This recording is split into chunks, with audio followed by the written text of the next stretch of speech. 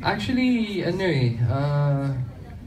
hindi sa dun sa mas marami na discover. Nakakatawa kasi parang ganun pa rin siya in a good way. I mean, ibang syempre tagal na hindi kami nagsasama, lalo na po sa trabaho na 3 times a week po siya makakasama katulad dati. Pero ang nakakatuwa kasi kahit anong pong nangyari at ano po yung narating niya, ganun pa rin siya. Hindi, iba yung energy niya ngayon. Siya lang may ganong energy na sobra. Minsan kailangan ko lumayo kasi, grabe ang energy niya. Like pang energizer. Siya yung bunny. Energizer ba? Hindi nauubusan. Pero it's great. It's amazing sa set kasi nga from the cast, sa crew, lahat na nakakahawa yung energy niya eh. At yun yung maganda. At it's great to work with people katulad niya na ganun ka passionate sa trabaho, kahit pagod na, yung determination niya, ayun, siguro masasabi ko yung isa, bakit na?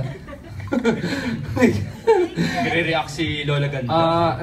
Isa sa mga na-discover ko, dati pa, grabe na po yung determination niya, pero ngayon, ibang klase.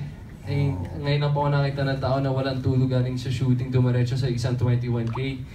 Amazing. Wow. It's libre mo ako ng ice cream. No, it's hands down. Ay, hindi po ako masyadong vocal na tao sa mga pagdating sa ganon. I hardly hear you na mag-ganyan. It's amazing. Kasi mahirap po yun. Mentally and physically, napakahirap nun. So, nag-red yun. Thank you, Je! Ang ganda naman. Sana maganda din ang sabihin mo. Kasi wala akong masabi sa'yo eh. Sa susunod lalayo na ako. Bukod sa pambawing ice cream, ano pa yun? Noted, lalayo na po ako pag nagjo-joke po ang masaya. Kasi ngayon tahimik na po talaga to si Gerald. Tahimik na siya, quiet siya sa isang sulok. Pag dami na nagsasalita sa niya, pupunta na po siya ng kotse. Mag-hibernate po siya doon pag maingay na kaming lahat.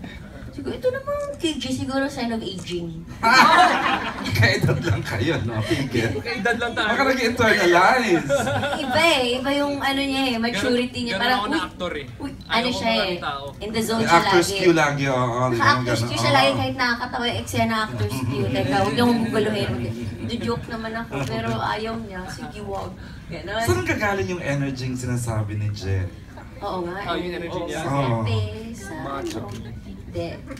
Ano po? Yun. Kala mo kung ano, di ba?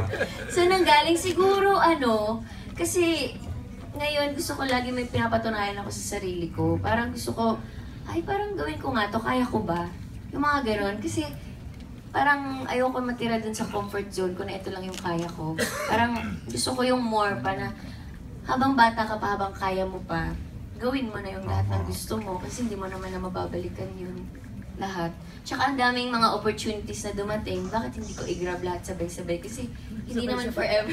Hindi naman forever may mga ganitong mga nangyayari. So bakit hindi mo na lang i-enjoy yung moment na ganun? Tama. Thank you, Kim. Salamat po. Glenn?